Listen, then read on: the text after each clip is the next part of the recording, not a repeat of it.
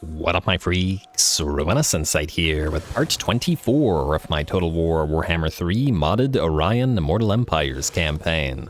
So as we saw last time, Elendilling continues to deal with the invasions of Loren Forest as related to the Ritual of Rebirth therein, but it does look like we'll be able to take care of the other two shortly and hopefully complete the ritual. Unfortunately, we won't be able to get back to any other locations because the hunt is on. Will no longer be so next turn, but well, we'll deal with it as best we can. In addition to that, the Gaian Veil ritual should be popping up next, and we will be doing that hopefully this episode, or at least starting it off and seeing where we can go from there. Now, I know it's been a few days since the last episode, as some of you know, and as I've announced in the community tab, I'm working hard in my day job right now, and it is all for a purpose, as I want to have as much time off for another vacation for the DLC that is shortly coming out in order to get that stuff done. Though we do have to continue, as with the upcoming patch, I do expect everything to break, mods and old campaigns and all that sort of stuff, and fortunately we are getting rather close to the end of the campaign. Now, since I didn't post any episodes for a couple of days, as a sign of contrition, we'll make this and the next episode longer episodes, as they were back in their day, as well, just to catch up to where we should have been at this point in time. And wait, Temple of Isha is a tier 3 landmark. Whoa. Oh, okay. Okay, but I got confused. I thought this was the ritual landmark and this was just not another landmark, but no, well, it's okay. We'll be able to get there shortly. Now, let's see what we got to do in terms of remaining moves. Dave is near to Worzag, and we probably will be able to attack him, so, okay, this guy will, I'm willing to bet, run. We are damaged, but I'm thinking not so damaged that we can't be fighting Worzag. If we attack this guy, we should be able to draw the rest of this army outside of the encampment, which might make for a nice fight. Or should we fight this in the camp? That's a question. I will think about it. Let's wait on it a few seconds. I want to see who else has a potential fight in this particular turn. Iskura. Now, you... Well, it's going to be a while before you can do anything at the Sacred Pool, so I guess you can keep moving around here. Probably should knock this guy out, and then maybe head towards the Hunts Marshal's expedition. I'm thinking that we should probably knock out the 1,000 Maws, and thereafter maybe peace out with the Hunts Marshal's expedition, and just so that we're far enough away from having to deal with them, generally speaking. Anyway, Iskura, take this out. Like so, obviously auto-resolve those remnants and go for a... I could use a little bit more mana, I guess it's not a lot of money.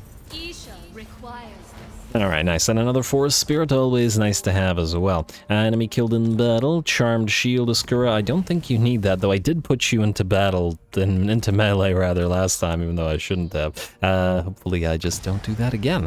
I think Walatal is the way to go from up here, mostly because Temple of Kara is not near enough, I would say, to a Heathland to be of concern to us. So let's move you on down. Got a lot of things to do other than this as well. Well, you should be able to hit... Do we risk it? No, you know what? Let's go all the way. I was thinking going just sitting in quit-tax or kit-tax because we would save on a little bit of cash. And oh, hello, Bertie Roxburger. Looks like we got an army here. Although the garrison does leave something to be desired, admittedly. Also, Talashlan, we don't actually need it. So let's see if it's worth anything to these guys. And indeed it is. Now you are currently Can we get you to maybe... That's actually... You are trading with the Hunts Marshal. You also have... Okay, if we could get you to break... not quite. I'm not giving you 10k for that, that's for certain. What about break trade agreement with the Hunts Marshal? No, what about break military access with the Hunts Marshal? Nah, no dice. Alright, fine. I think we'll do a defensive alliance with them. Won't be able to do the trade, but we can take some money from them. Don't really think that we'll bother with their units. So the reason I want this is because they are still reasonably friendly with the other lizards, even if the other lizards don't like the Hunts Marshal, and maybe due to our alliance with them, they'll maintain friendly relations. So we'll try that out. I would have really preferred the trade agreement as well, but Well, 4K isn't actually all that bad. Defensive alliance, trade settlement, trade agreement. Yeah, fine, let's do this. Alright, and if they betray us, whatever. Plus, we can use them as a barrier against the Hunts Marshal. I'll have to travel through their territory, which I think the AI would be at least a little bit less likely to do so. I guess, or to do rather, we'll have to see. As Altathios, you're stuck where you are. Although, I'll stay where you are for now. I was wondering whether we should just send you somewhere, because we only have one turn to move, but I don't think there's anywhere that we need to send you per se. You, Sisters of Twilight, are going to go into Forest Calls, and you're going to hit Shrogtak Mount. And what do we have here? Pyrrhic Victory. Well, they do have a decent amount. Oh, I know. If we fight this in the camp, which I assume is a walled location, yes, we can fight this in the camp, which means we can draw Worzag out and not fight him in the camp. Although, the issue there is that he'll run away and then we might not be able to auto-resolve. Might have to fight both in camp. Decent possibility, but let's see what other options we have. You are here, Draika. Yes, you have a bunch of enemy armies near you. I think what I would like you to do is this. You're going to head to Castle Tempelhof, and you're going to besiege it. But we are not going to attack because I want these guys to send all of their armies at Draika. And just sit here, and we'll get the Banner of Swiftness on, I guess, Draika herself. I don't want to put it on Coadil because I want him to essentially keep pace with his quote-unquote bodyguards. Draika will level you up for this because it's likely that you're going to get hit by a ton of enemies at once. So you have Dryads, which are going to need Piercing Thorns. We do have Nature's Vengeance available now, though. Skewering Branches is also a significant power-up for Dryads. Fear and Terror when ambushing in forest. Befuddlement of Mischiefs is great. The thing we really want is Mantra of the Fallen, but we can't actually get to it right now. It's Rouse to Wrath would be really useful to us. This also gives us Pageant of Shrikes, rather, which is nice.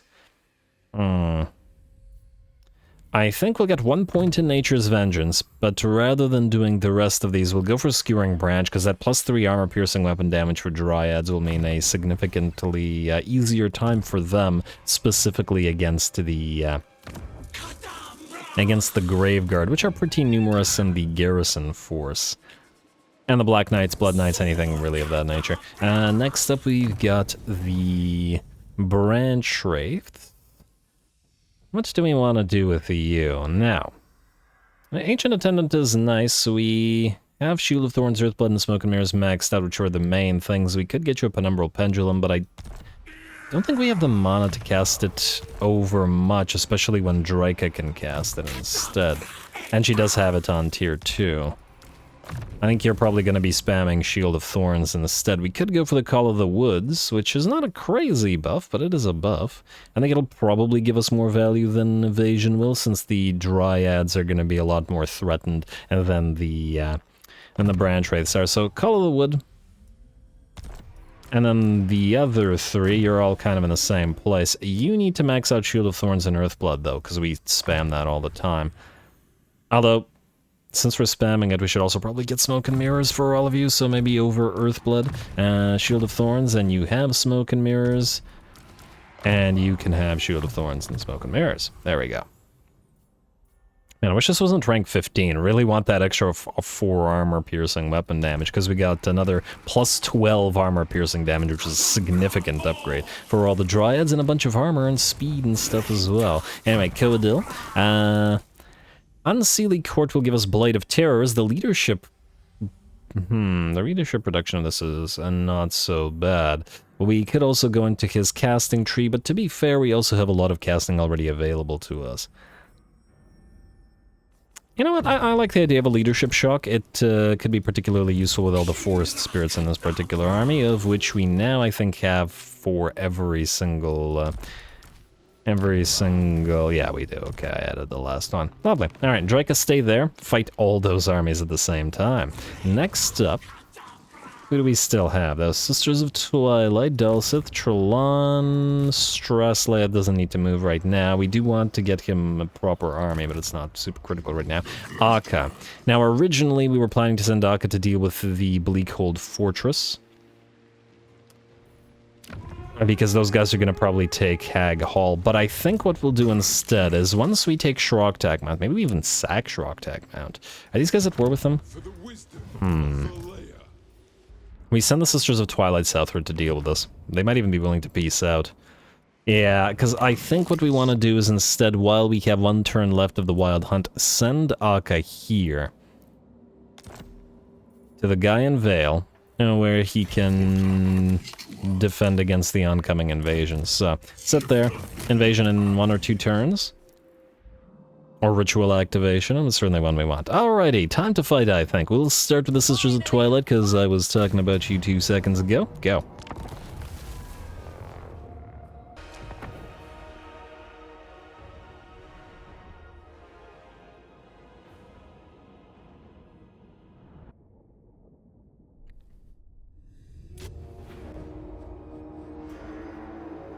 For the forest! For the queen in the woods! For all Athel Loren! Alright, here we go, starting easy today, I'd wager, though, huh?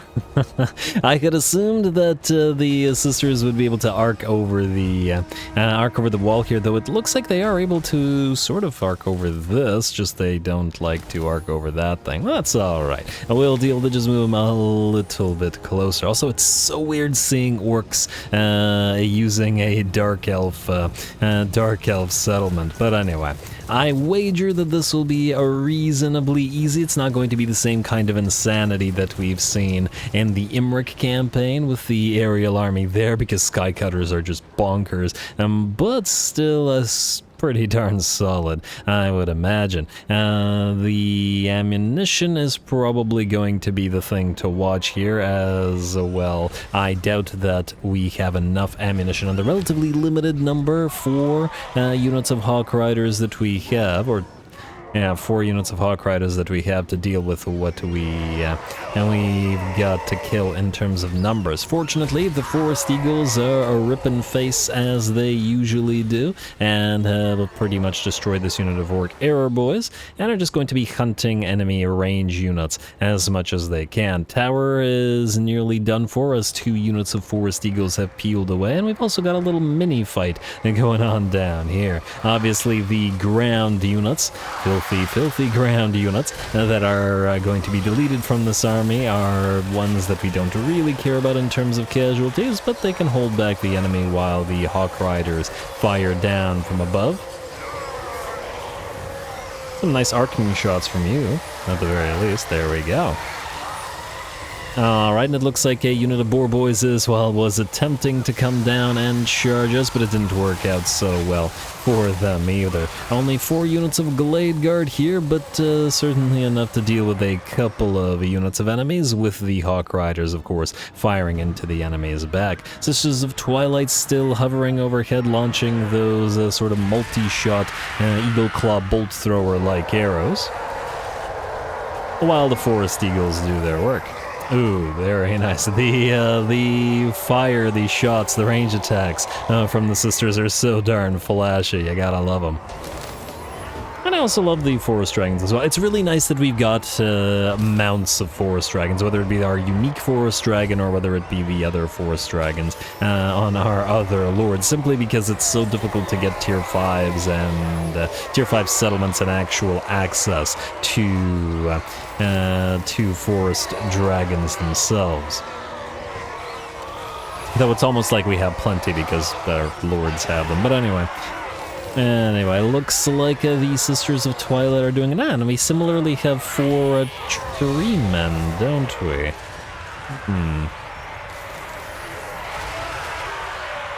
I think Malevolent Treemen don't count as regular treemen in terms of our capacity, which I guess was nice. But anyway, I guess the only unit we really haven't seen in this campaign would be the Stag Knights. We have everything else, essentially. Anyway, still the air units are on the ground, and they are ripping everything apart. Nestra and Arhan land to help the Forest Eagles, though by the looks of it, they're more or less fine in terms of their HP. Our other flyers or Hawk Riders are hovering around, targeting the enemy warboss with their armor-piercing shots, and the Hawk Riders are pretty fantastic at sniping single entities. It's one of the things they're probably best at, whether it be the big old ones or even smaller targets like this, as long as they don't move. And with the armor-piercing shots, even Black Orc big bosses or war bosses don't really stand much of a chance. We've also got 2 summoned units of Great Eagles, unlike the Forest Eagles, that are just chasing around enemy range units, while the Dragon and the Sisters lead the Forest...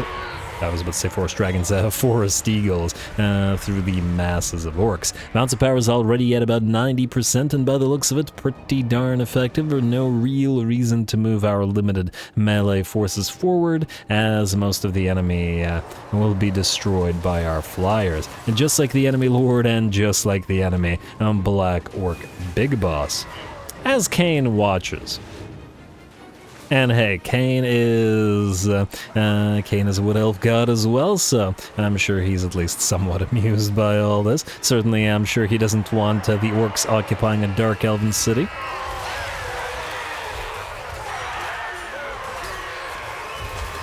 Alrighty, back to the Eagles once more, though I believe we are just about out of ammunition on the Hawk Riders. So they'll either have to join the melee if they need to, though, well, they can probably have them hit a few enemy units, though it looks like a couple more units will shatter, and then the battle will be ours as soon as they do. Nice landing from the Forest Eagles and the Forest Dragon as well. And then use its mass to charge into the enemy blob while activating the Hawk Talon, whatever ability that we have from that Bow of Loren. And just after that's been used, here come the Hawks to join the Eagles. There we go. You can't even really see what the heck is going on. The enemy completely covered in feathers there. And I guess that's the last sight most of them will see, as the enemy army will shatter, and with that, the battle will be ours. Very nice, very nice. And I also like the fact that the sisters continue to fire while the dragon is fighting. It's a really useful thing. I don't know how well they fire when the dragon is on the ground and still firing, but who knows.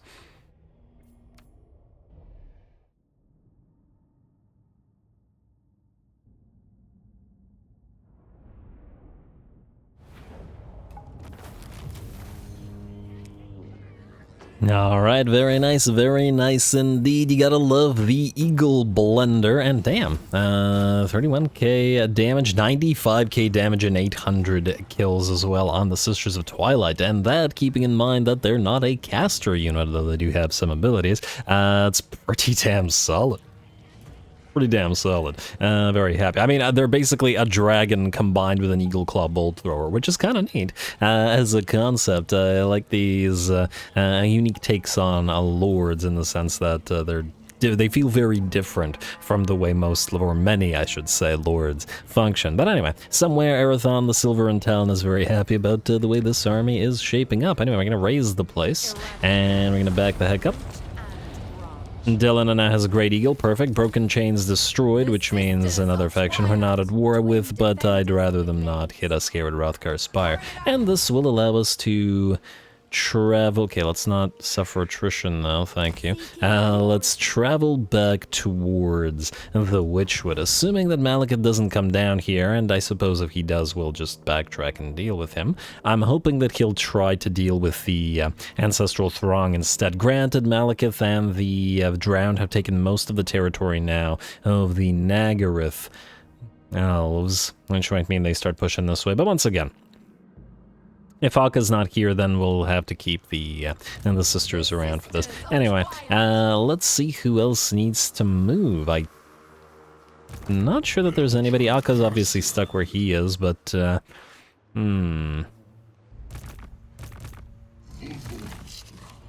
Yeah, I think that was it. And if that is indeed it, we can just fight Worzag and then end the turn. I think with regards to fighting Worzag, we'll still fight him in the camp. And while this will mean we won't be able to quite nearly anywhere near like as much take advantage of surrounding and destroying the enemy, and we'll have to deal with enemy towers and stuff, At least this way the enemy won't be able to run, and I think that's probably, or like, we won't have to fight the units again. You know what I mean? Anyway, kill him. Kill him. And this is also his last settlement, so we gotta knock him out anyway. A Pyrrhic Victory, he does have that Savage Rogue Idol as well, which is going to be a big old target for the Way Watchers. And just to double check, this doesn't put us into an exposed, dangerous position, does it? I think Queek actually moved into Karak Azul, especially judging by the... Well, actually no, adjacent provinces... No, but where did he go then? I suppose he could have jumped down to Desolation of Nagash or been killed by Imric. I'm not sure. But I suppose it doesn't matter over much either. Anyway, we are going to not skip, but attack. Go.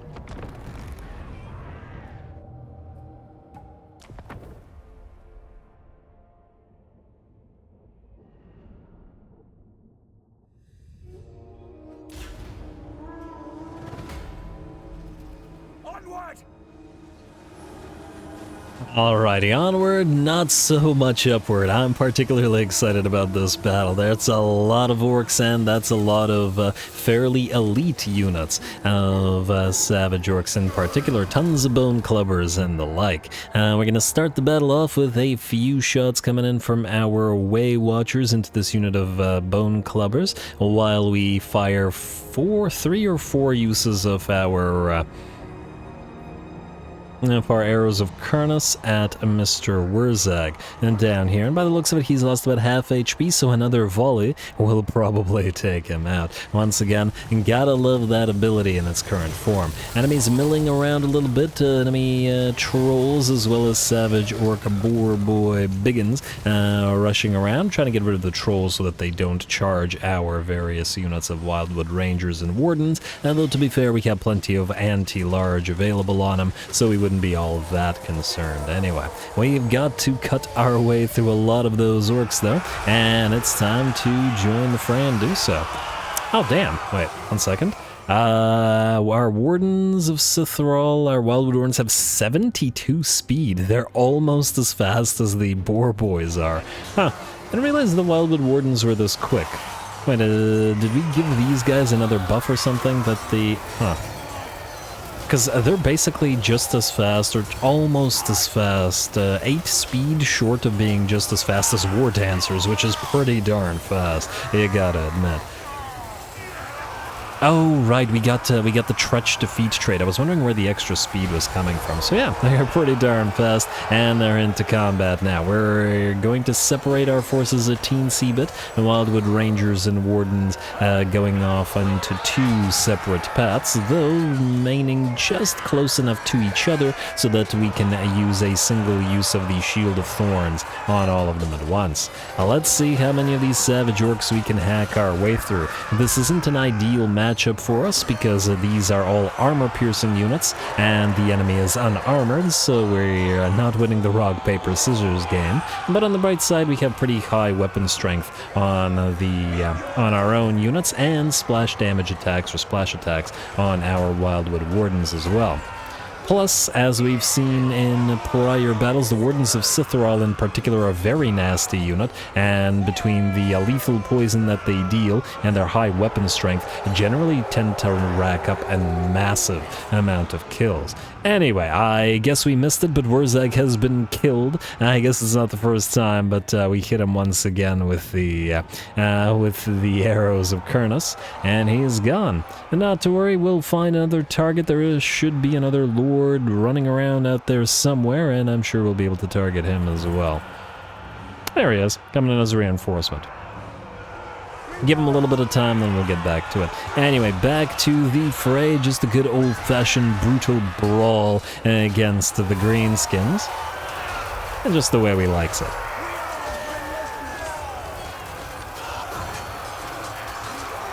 Admittedly, tactically, there's not much to say in this particular battle, just going to have to hack our way through those droves of greenskins. At least they're lining up to, to smash into our line and get cut down.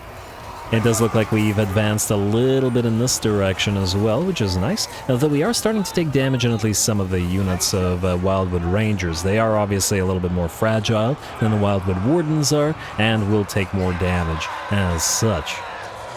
I also do really like the sort of mixed color schemes that we've got going on because of the Wardens of Sithrall with their reddish color scheme, the sort of regular green from our Wildwood Rangers, and then the sort of brownish dark colors of the Wildwood Wardens.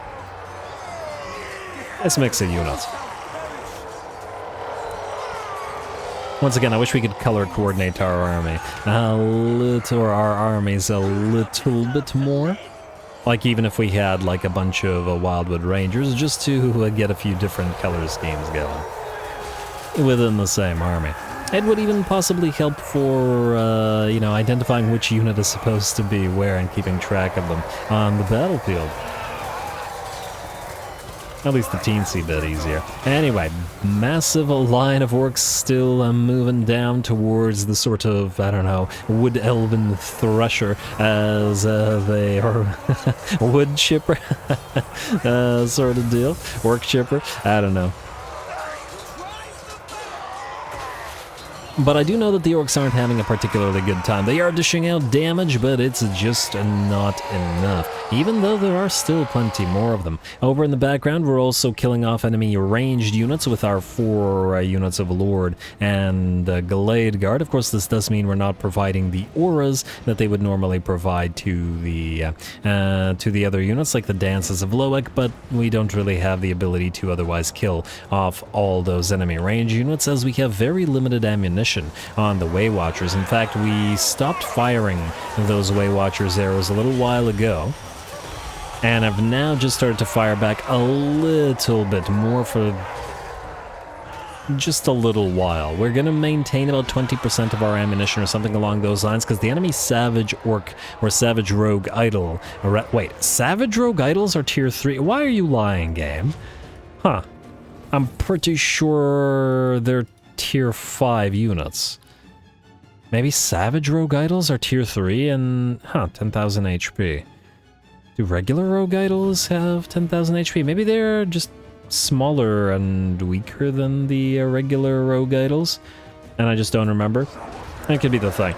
If anybody remembers, please let me know. But anyway, back to the action. As you can see, our Glade Lord and Glade Captains have all landed. Not so much to help out against the basic line of enemies, but rather to hunt down the enemy Black Orc Big Boss, who has lost about 60% of his HP and is broken and attempting to flee. The rest of our Wildwood Rangers still cutting the enemy down in droves, and the balance of power has shifted to about 65% in our favor. And that said, we've got about half HP taken off this unit of Wildwood Rangers, about half of the HP of the unit on this unit as well, and nearing to half on this one. Getting a little bit of healing coming in from that Life Bloom in combination with the Shield of Thorns, and at the very least, while the Shield of Thorns is up, we shouldn't be too concerned. Might have actually been easier if we actually just maintained unit cohesion and kept everybody sort of back here rather than separating into 2 blobs. But once again, as long as the area of effect of Shield of Thorns is big enough to reach both blobs, it's not that big of a concern. Next enemy lord is here, or was here, and is already dead. We fired off our arrows of Kurnus at him. He survived just barely, but then we simply mobbed him with the Eagles. I like our little command squad on the Eagles. They do good work. But frankly, everybody in this army does good work as well, as they are slaughtering those Savage Orcs with gusto, and despite the massive amount of physical resistance that they have. 55%. Pretty darn solid. 73 attack on him as well, but fortunately the Wildwood Rangers and Wardens have high stats of both melee and defense, even if their armor does leave something to be desired. It does show us why we have taken damage on the more fragile Wildwood Rangers at least, but oh good. Ooh, and look at those Wardens of Sithrall wading through blood, but fortunately with their sort of ruddy colors, they are, well, it's not looking all that different from what they usually look like. It does look like the Bone Club is at least take at least a few blows from these guys. There we go. That guy took like, what, 3 or 4 blows to bring down? Kind of impressive considering the high weapon strength of the Wardens there. but all good. The enemy has their repeated Wa usage, but we have spells, which I guess technically the enemy had spells as well, to be fair, but couldn't get too much use out of them as we knocked Worzag out pretty darn fast.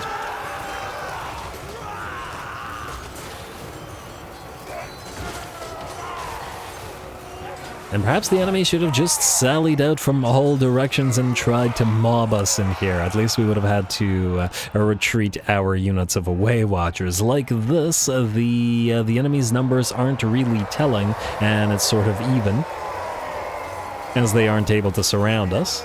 And because we have the superior troops, we do have the advantage. Well, more or less superior troops. Damn, 75 melee attack on a regular unit of Savage Orcs. Granted, with their Wa up and running, but still very, very nice. And with that absolutely ludicrous 55% physical resistance. Still, it's not looking like it's going to be enough for them. Alright, keep bringing down those Bone Clubbers, and damn, Bone Clubbers are big. And the Savage Orc Boar Boys, of course, and the bounce power has shifted to about 75% in our favor now. Now, where is that rogue idol? Still back there, eh? Kind of interesting that the enemy is keeping the big ol' idol in reserve, making us not use up the last of our ammunition. And it's keeping it back. Anyway, speaking of keeping them back, we've withdrawn our 4 units of Wildwood Rangers that took the most damage, put them in the middle of our formation, and we're going to keep healing them up a little bit with our Life Bloom and Earthblood. Don't yet have access to regrowth in this particular army, but that's alright. Could be more than sufficient to be able to deal with them. And the orcs just keep coming, only to get continually cut down. Like walking into a nice wood elf blender.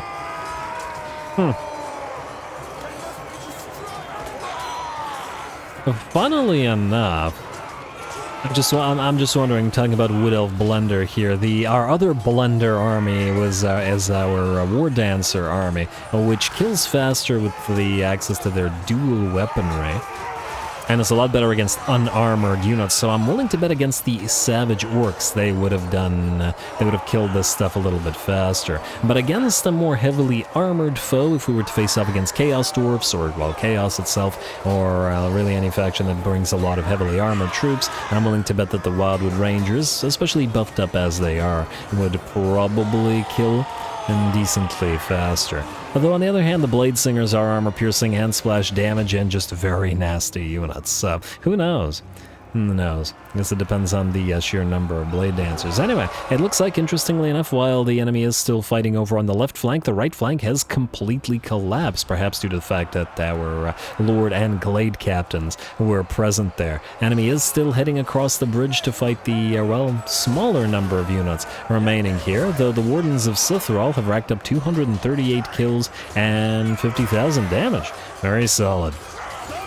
Very solid indeed.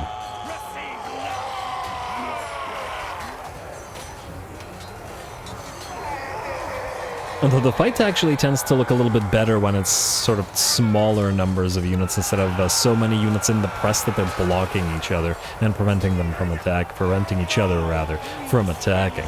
But all good. Looks like the balance of power has shifted to about 85% in our favor, closing in on 90, and the enemy has finally decided to move all of its reserves. The Savage Rogue Idol heading directly towards us, though with only 5% physical resistance and no missile resistance, the ammunition that we've been saving should be more than sufficient to bring it down, especially as 10,000 HP is really not all that much. As I recall, Giants have what, like 17 to 20k HP or something like that? And I could have sworn the regular Rogue Idols, not the Savage ones, have a lot more HP as well, but I could be wrong.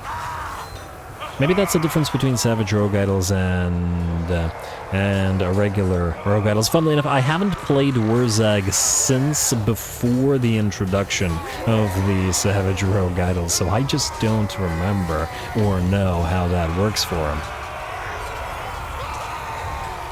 It's been a long time since I played Worzag. And here comes the Rogue Idol. Oh, damn, you move quick, buddy. You move quick.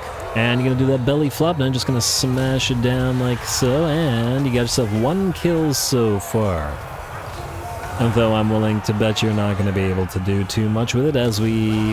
did we get another kill on you? Still just the one so far, but it's time to fire away. Here we go. How many seconds of volleys will you take?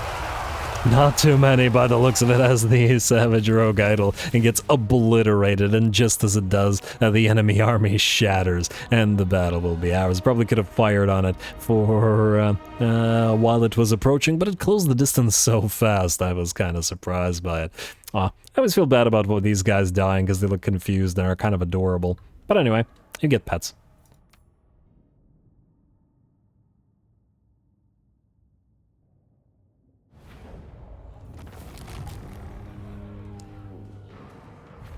There we go. Very, very nice indeed. Once again, I'm so happy that despite the Wood Elves not really being known for their brawling, we've gotten so much brawling action for our armies in this particular campaign. And been pretty fantastic. We got 57k damage on 356 kills in the Wardens of Sithrall. Damn impressive considering they beat the Wildwood Wardens.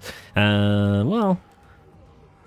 I was about to say doubling their, well, yeah, actually, yeah, doubling most of their damage, essentially, or close to tripling it in some cases. Very nice indeed. We got decent work out of all 4 of our Glade Lord and Glade Captains as well. They were solid. They knocked out Worzag, they knocked out the other enemy Lord with their arrows, and were constantly applying their bleed with their eagles, flashing beaks, and talons. We will, like, do we want Phileas Sorrow for anything?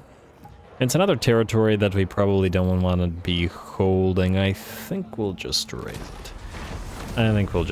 Yeah, it's part of the Carrick Peaks territory, but it gives us nothing. Iron Rock actually has iron, which is somewhat useful to us at least, but yeah, I don't think we need the extra territory. Can you go back to 8 Peaks and heal there? Let's see. Yeah, sort of. You can at least get close to it. And go into our own territory and sort of heal there. And hey, we got Great Green Killer, physical resistance, and another Hog Companion, but Circo certainly doesn't need it. And Forest Dragon for Daith. No, you know what, Daith, I kind of like you on the Eagle, at least for now. Maybe we'll swap that out eventually, but I kind of like you with your Glade Captains, all on Eagles. And there we go, the Bloody Hands and destroyed. And that'll be a bit of a weight off of the Knights of Calidor here. And how close are we to the Ritual of the Forest of Gloom? We need to be able to get back there with a Daith by the time it pops up, which is looking like it'll be fairly soon. Next up, move these guys around a little bit between the episodes, obviously, so that we now have the Basties with the Reviv crystals in Tatan's army, and that should make him a little bit stronger. Now, Aka's stuck, and yeah, the battle was a while, so now I don't remember whether there was anything else to do. But I don't think there is. Alright, now we can skip. Building upgrade available. Well, we did get a little bit of cash. Not you. We could upgrade the Crag Halls of Findal. We don't have reductions right now, though. Oh, it is a tier 5. Wait. Yeah, we should use Blooming Buds for as long as we possibly can to reduce the construction cost. Lorelorn is also ready for a tier 5 upgrade. Do we want it to in Lorelorn, though? That I'm not so sure about. Forest of Gloom is ready to go to tier 4. But we have like no reductions there whatsoever. Sacred Pool's ready to go to tier 4 as well. But I think considering the limited number of tier 5s, if we can upgrade a tier 5 or 2, that's probably the way to go. As we have need of at least some dragons. Oh, maybe not need, but well, we want a few dragons on field. I guess the question is which place. This place is not going to be as cheap as Crag Halls of Findal. The only thing here is that we can reduce this further if we can move a Lord there, but we have no additional Lord. Can we get a... anybody free? Really don't want to pay extra money. This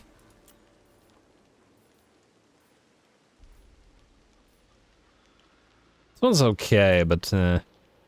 We get one with growth. Hello, what's this? Construction time reduction for province capital settlement buildings. Forest Guardian Adept. Huh, there's potential for that. Might actually be more useful than growth to us at the current time. Leaf Song Scion. Oh, we have a Lore of High Magic with Leaf Song Scion with the ward save. That is actually quite nice as well. Should we need another lord to deal with enemy? Oh, now we're getting the forest stewards. We waited for them for so long. But yeah, alright. Since we have no Lore of High Magic lord, I think we should get you on field. Just not necessarily here. We'll pop you into Kingsglade. Leaf Song Scion, and we may delete you afterwards, but instead here we will get... I already forgot what it was.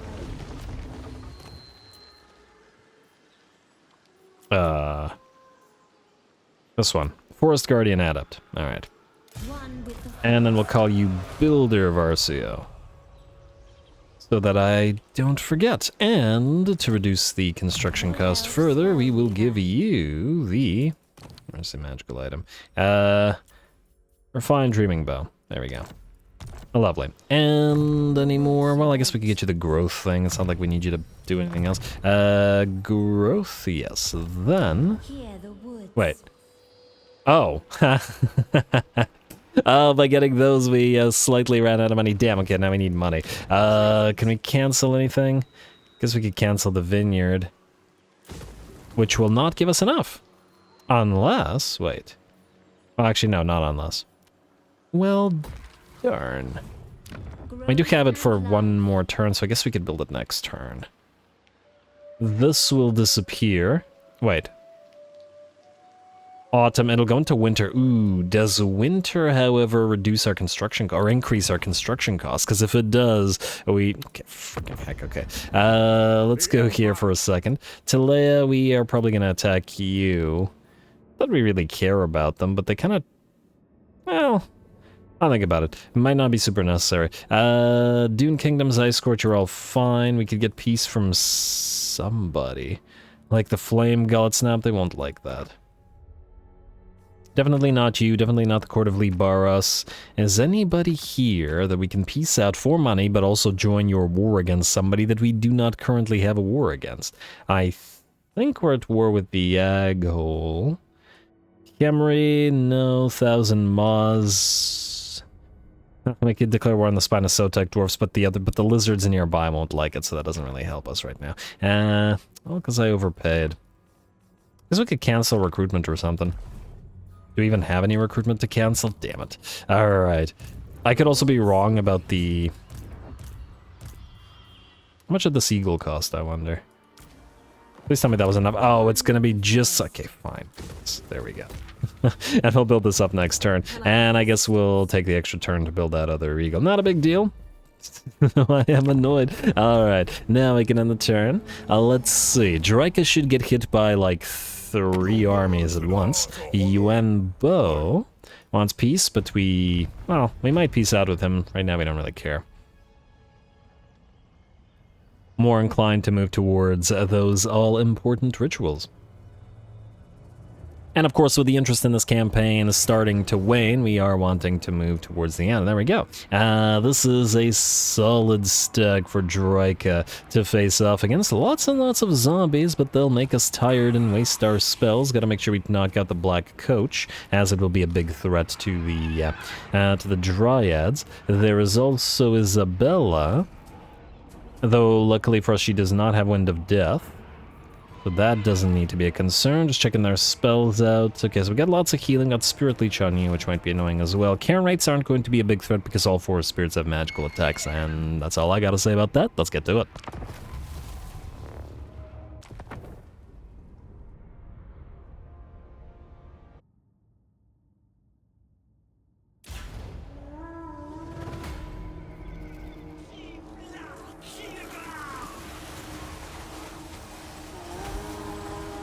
Alrighty, here we go. I thought that the fight against the orcs with our Wildwood Rangers was fantastic, but I think that this one is gonna be fantastic as well. So many units, 3 full stacks, plenty of elites and non-elites alike, and I do just love watching Draika and Coadil go to work. Speaking of Draika, she hits directly for the enemy lords. We've got an enemy vampire lord as well as Isabella, but we know that the Draika hits pretty darn hard, even without buffs. She's at 1.1k weapon strength, and Isabella's already down to about half HP and just has a ton of debuffs on her. And here come the treemen as well, though it isn't needed to deal with Isabella, as Draika had already essentially destroyed her, but we can have Coadil smash apart to the second Vampire Lord. Isabella is down, the zombies melting away before the might of Coadil and the enemy Vampire, attempting to back away. The lines have clashed now, and it looks like our Dryads will be facing off against the tons of zombies, skeletons, a Graveguard, what have you, but without their lords, who are both now dead. Okay, well, this one's still alive, but not for long, I'd wager. And he's melting away despite having half HP, partly because I'm sure he healed, but partly because our Forest Spirits have that massive leadership reduction, and we have some leadership reducing abilities as well. And ooh, does look like well, the enemy lord goes down, but crushed by Draika once again. But anyway, and does look like my PC's having a little bit of a difficult time with this battle. Too many units together with too many effects on the screen. But hey, as long as it doesn't crash, I'm happy. Getting a lot of that angry fan noises and quail whine, but, well, what can you do? Anyway, looks like some Karen Wraiths have decided to attempt to flank us, but fortunately we are firing at them. Also gotta remember that we got our first and only, not Tanith, but first and only Amber technology, which means we have Uberry infusion on all of our units. All our Forest Spirits now deal magical damage and apply poison as well, which is very, very nice.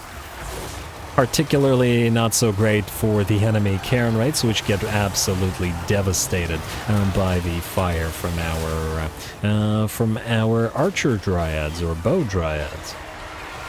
Lovely.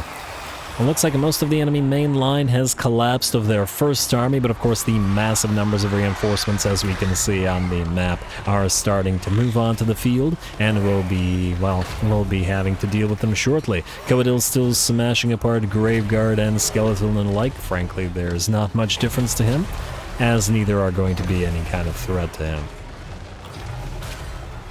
Nor his two named Guardian Malevolent Treemen carrying Gold Branch and the Sequoia Sentinel here. And well, if it isn't another Vampire Lord for Draika to kill off here. The Enfeebling Foe brings him down to 0 melee defense, and he wants no part of it as he attempts to run away. But Draika will chase him down. She's fairly quick moving, and on top of that has a very cheap Melkot's Mystifying Miasma, so if anybody tries to run, she should generally be able to chase him down fairly rapidly. And this poor lord will be completely ignored by all the other malevolent dryads as they head off the reinforcing armies.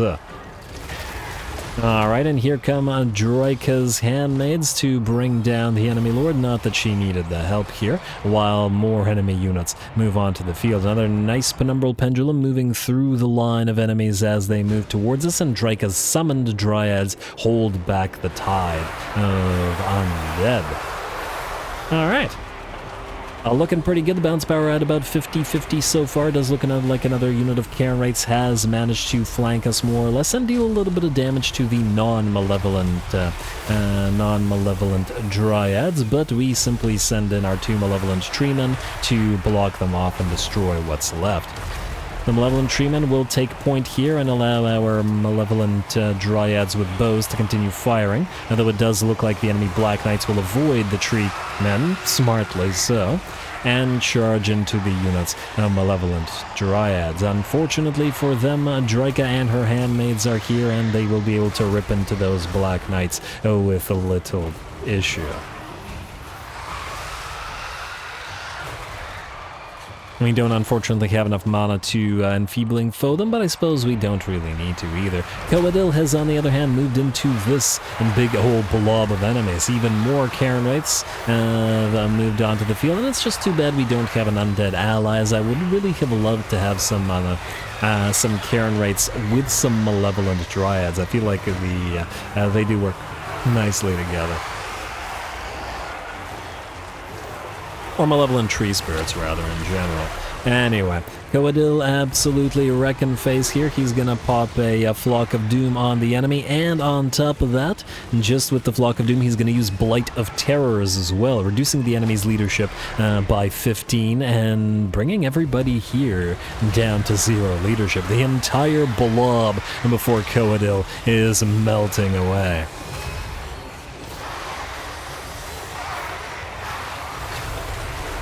Gotta love those debuffs. And Coadil continues to do fantastic work. The bounce power at about 80% in our favor now. The rest of the enemy army is not melting away. It's just this massive blob that Coadil morale shocked into disintegrating. But hey, at least it worked out fairly nicely. Out here, the Malevolent Treemen and Malevolent Dryads and Dryka and her handmaids are working on the remaining Graveguard, though by the looks of their melting, they're not having a particularly good time themselves. Alright, and Drake is attacking the enemy. We can see the sort of roots coming up, the Malevolent roots coming up from her attack animations. Alright, and by the looks of it, the bounce power's at about 95% in our favor. Still 2 units, and there we go. There were just 2 units remaining that had not yet melted away, but begin to melt. They do. I think the summoning of the unit of Dryads that was able to hold off this big old blob of enemies sort of clinched the defeat in our favor. Or, you know what I mean. And also allowed Coadil to deal with this whole big old blob, both with his Mortis Engine effect and his other spells and abilities. And then, of course, our Wraiths of the Frozen Heart, Malevolent Dryads, and whatnot all blobbed up around the enemy, preventing them from further moving, as well as keeping the Shield of Thorns up on pretty much the entire blob of units.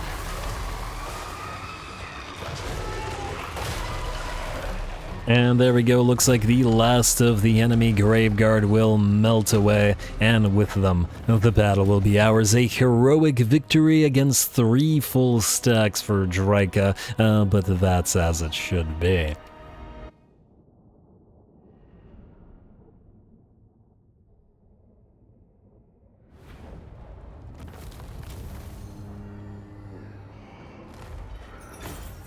Ah, beautiful, absolutely beautiful. Once again, I just love fighting the vampire counts. It's always so fun, and having Dryka in the lead here is also pretty darn fantastic. 3 of the enemy armies destroyed, and our losses were relatively minor at the end of the day. We do have a tendency to take a lot of damage on the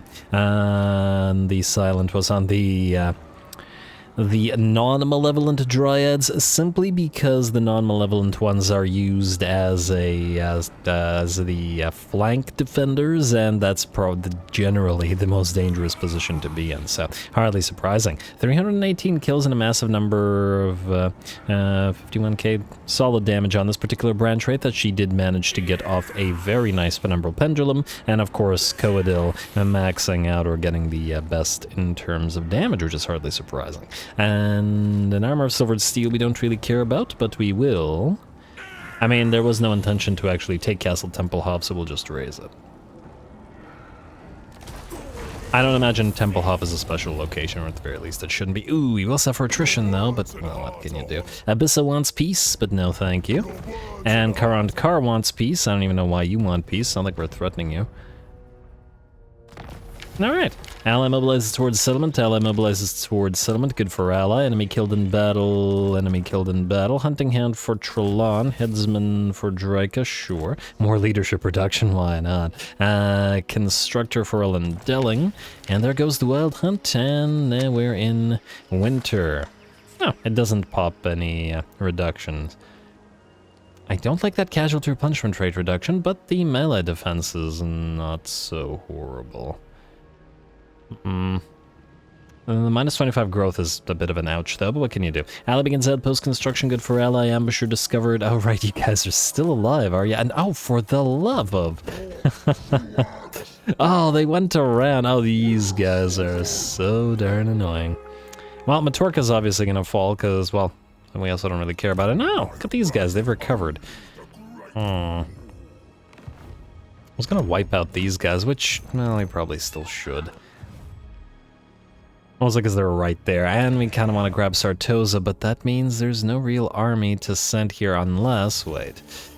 We do still have Deep Roots cleared, so we could in theory move somebody here. It'll be 5 more turns until the Wild Hunt is back up. We do also have Call of the Wild up and running now, so we can summon double Dryads, which is nice. A forced invasion is imminent. That's here, and there's Winter. Alright, now we do have the rights this time around, and I think... I mean, usually, like 90% of the time, we've been using Larime because of the constant casualty or punishment rate, and some of the other stuff that's fairly nice as well. But I think now, our research rate is probably going to be more useful to us. The other stuff is also nice, plus I guess the growth will counteract the loss of growth that we had earlier. So we're going to perform Honor this time around, I guess. Alright, then, technologies. This will give us +1 per turn to all own magical force. I think we're going to go for Cat-Eye just because of that. There is other very useful stuff all over the place that we can get, including the tributes for the Oak, which is what we were looking towards getting next, but I think I really want that +1 per turn, or magical forest growth, because we gotta head towards the end of this campaign. Ellen, oh, Wolfric, you're back. Kind of annoying. You've picked an annoying time since we're dealing with all of these guys, but let's go in order. Orion, let's start with you, sir. You're going to have to land and grab the Citadel of Lead. I will grant your request. No choice in the matter. Away I go. Not that we really care about defending these particular locations, but, well, what are you gonna do? I mean, kind of care about Conquata, admittedly. Not so much the Isle of Wights and the other stuff. You are... Yeah, one more turn. Alright, Sawaka, sir, you are stuck, unfortunately. We could... Wait, are you able to... Maybe, depending on whether it's being buggy or not. Marcus Wolfhard is back up and running, though, so we could knock him out at Wallatel, raise Wallatel, and probably auto-resolve it, because, let's face it, this army has already destroyed his army many a time, or his armies, I should say, many a time. Let me think about this. Alright, there's also Durthu trying to head to Dragonfang Mountain. Oh, we wouldn't even be able to do it by sea. Oh, and... I shouldn't have auto-resolved Dreadrock. I forgot about the winter screwing over the forest spirits, which ain't so great. Well, the only bonus casualty or punishment rate we get is this, so we gotta go like this then. Might take a little bit longer to head towards Irot there. But what are you gonna do? And everything here is all plaginated and on fire and stuff, but, well, it ain't great for those guys. Ooh, Ellen Delling does have the great Stag Knights up and running, though. That's nice. Alright, now, and we also have to get Orion's camp. We could send you to Orion's camp, but then we wouldn't be able to use the Deep Roots twice. And I am blanking on why I wanted to use the Deep Roots in the first place. Oh, to go here to deal with this guy. I guess if we ignore the rats, which is generally a bad idea, but if we ignore the rats, we could send Death up there instead. And I guess that's what we're going to do, which will save us the need to go through the Deep Roots. We will lose Matorka and stuff, but I mean, we obviously don't really care about all these outposts here. Maybe if we could get Bellegarde to do something useful. He is our ally now, in the theory. Though in practice, not so much. Anyway, back to doing the stuff in order. Deluric, you... Well, I mean... Since we can reinforce, we will still use you to reinforce. If nothing else, it'll allow you to leech XP. While Ellen Delling moves in to attack this place. And we will level you up before we fight, though. Striking branches for... Why did I even get you... Oh, striking branches was from before, wasn't it? You no longer need it because you no longer use the glade or the regular kinds of glade riders. Now you need... Oh, is this still... Wait, what? Wait, you're telling me that... Oh, this is screwy. Glade Riders with Hagbane tips. The range types of Glade Riders don't get any missile bonuses? That's stupid. No, it shouldn't be that way at all. Okay. I see, like, Wings of the Forest, it gives you weapon strength and it gives you charge, but it also gives reload time reduction for the Hawk Riders who have range damage. We have essentially no useful buff for the Glade Riders with Hagbane tips. I mean, speed to a degree, but they should really have some missile strength or reload or anything. Because the charge bonus isn't going to be super useful on them. Well, a bit of a shame for them. For us, however, I guess we're going to max it out. We still have to go through it, so striking branches and then into Wings of the Forest. And obviously there's other stuff we want to get here, but we'll deal with it. Anyway, Waystalker. You have Prey of Anathema now, so I believe we wanted to pick them off for the additional range. Spellsinger. Transformation of Kadon is particularly useful in your army, because it's a melee unit and a summonable one at that. You, Glade Captain, Zoltathios, the only Glade Captain, I guess can max out Possessed by the Trickster God. And Lyric, time to head towards door number 2. Alright, and it looks like an ambush succeeded again, and... damn. These guys really like their mammoths, go figure. We will have to fight this, though.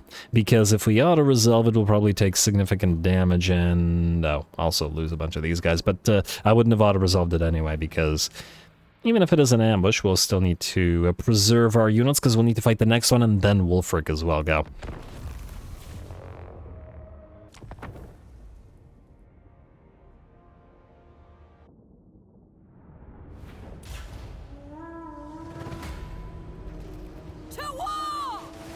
Alright, here we go, another day, another ambush. The arrows of Kurnos smash into that poor Chaos Frost Dragon who loses about 85% of its HP, and the arrows, I'm sure, will take the rest quickly.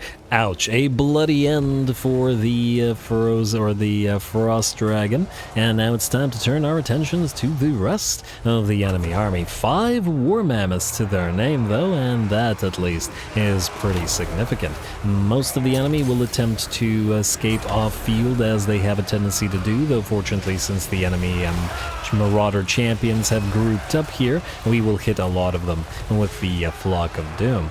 The range damage is also pretty severe on at least one of the enemy mammoths, and we should be able to bring it down without too much issue. What's the max HP on these guys? 18k. Not too bad, though not good enough to avoid all that missile fire. And of course we got additional missile fire from the Hawk Riders, though they are using their multi-shot to fire down into the enemy below them, as our other units focus down those big old mammoth targets. War Shrine is the next target, and it will go down in a couple more shots like so. And then there were 2.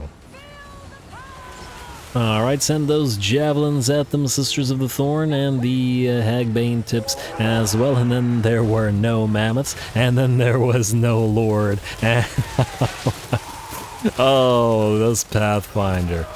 Poor Pathfinder. Well, you found a path all right, but it was I don't know, a path that led to their doom or something along those lines. We'll try to chase off as many of the enemy as we can, but we'll also try to make sure that the last battle against the ritual forces will be a field battle, regular type, not an ambush, because that was just mean.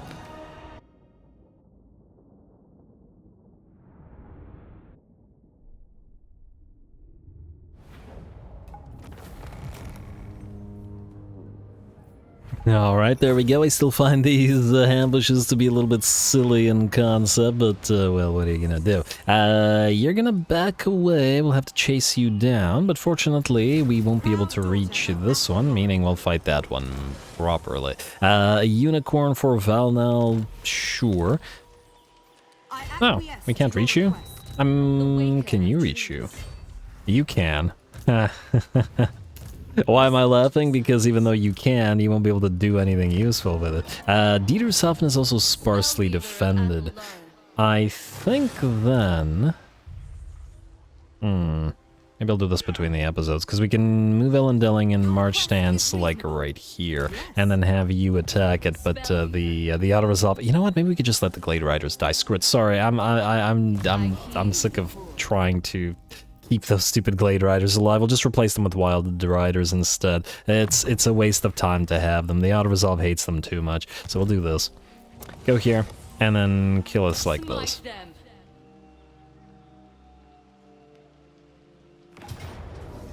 Okay, only one will die, but we'll okay, assuming that, okay, nothing will die in the main stack, we'll just let them go. And we'll take the money, because I don't care about the replenishment. Alright, there we go. You guys stick around. Dolorek, you have a Great Eagle, a Royal Standard Bearer as well. There we go. Norse got destroyed. Not quite, but we're working on it. Anyway, and Grower Ara, you... Oh, we have one... I have a guy at pretty much every location. We still need to build a bunch of recruits, but I think that'll be a between the episodes sort of thing. And not a right now sort of thing. I did give you the reduction thing. Yeah, I did. Alright. I'll deal with Grower Ara later. Loren. I guess we're going to kill these guys. Sorry. Sorry, Tilea. Declare... We could ask the Red Horn Tribe. Huh. I wonder, just out of curiosity. If we... Nope. Okay. I was wondering if we could peace out with them and declare war, but it doesn't look like it's a possibility, so we'll declare war like so. Don't call our allies to help. Belagar won't like it, but Belagar can deal with it. You, Datan, will hit this place in Forest Call stance. Shouldn't be an issue. And we will auto-resolve it, but we will also probably want to move these guys into reinforce, including Talsyn. Like so. Recruiter Shaw Muscle, not so much, but we will do this. And auto-resolve it. No one should die in theory. And occupy. Because, as somebody pointed out in the comments, it is a special location. There we go. And there we... Did that just go from 19k to 24k? I think it's because this army also moved into the settlement, which reduces its upkeep, or at least I assume so, but that's pretty nice either way. Opal Amulet, Rampager Standard, not for you, Dulcith. And... Dulcith does look a lot better, though, with this type of helmet, though. Audacious, Recruiter Shaw Muscle. I don't imagine there's anybody to interrupt you, so we will jump you up here to where you can continue your recruitment. Dulcith... You can't reach Rifrafa, can you? I mean, it's not like we're looking to keep it, but I wanted to grab both of them at the same time. Maybe if we raise Rifrafa, we could still hit Lucini after. Oh. But you're... okay, wait. Maybe with Dulcet to reinforce. Well, let's find out. We were gonna send her back, but that's alright. Like, we don't care about the survival of those Glade Guard either. And what do we have in Rifrafa in terms of defenses? Basically nothing. Oh, Lucini literally has nothing in it. Let's find out. And then we'll try to capture Sartosa. If we auto-resolve this, nah, the Way Watchers will die. Alright, I'll deal with this between the episodes because it's a waste of time.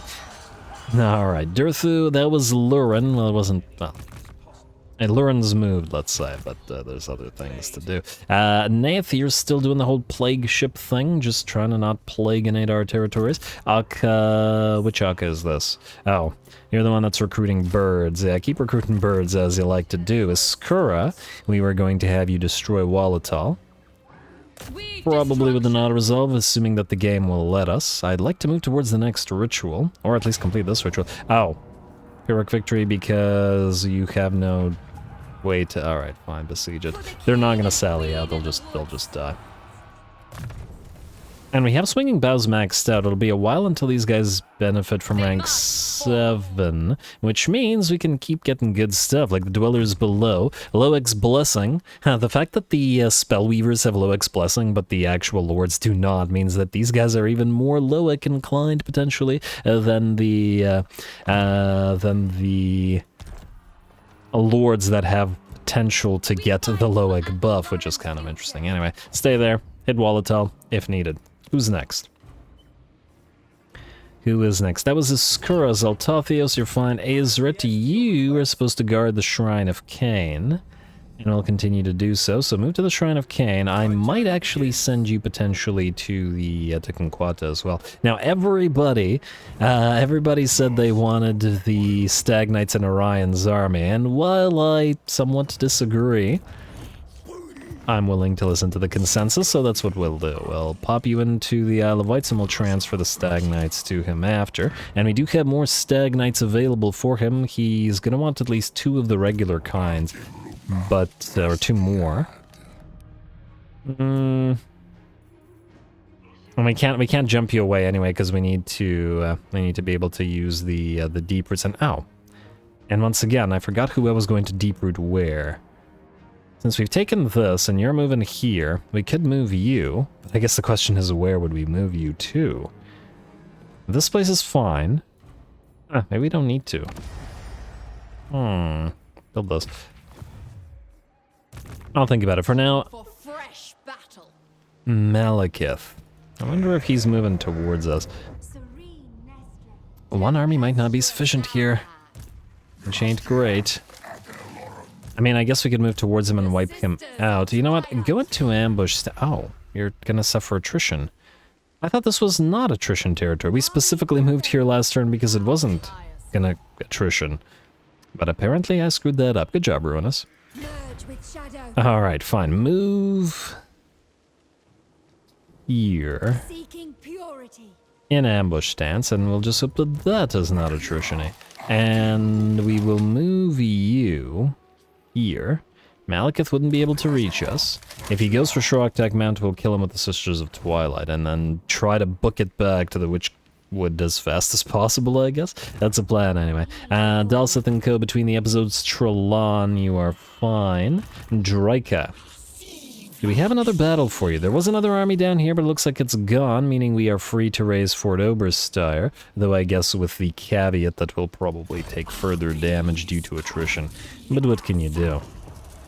Also probably want to grab Flensburg for these guys. Auto-resolve this, and yeah, that's way too much damage. Auto-resolve don't particularly like the Dryads either. You know what? I think we'll actually seed the place, use it to heal, barely. Yeah, I shouldn't have done that. The winter makes it very difficult for these guys to heal, and that's with all the Dryads with maxed out replenished troops as well. Get evasion. It's a little bit better, but it's not so great. Should have done that one between the episodes as well, but whatever, what are you gonna do? Anyway, that was Draika. Who else do we have? We have the Tech Thieves, we have... Okay, let's get back to order. Stressleth, you're fine. Ellen Delling. You're probably just going to recruit, but it depends on what other kind of money we have. Akka, you're stuck for 1 more turn until the ritual is up and running. Stressleth, you are sort of going to recruit.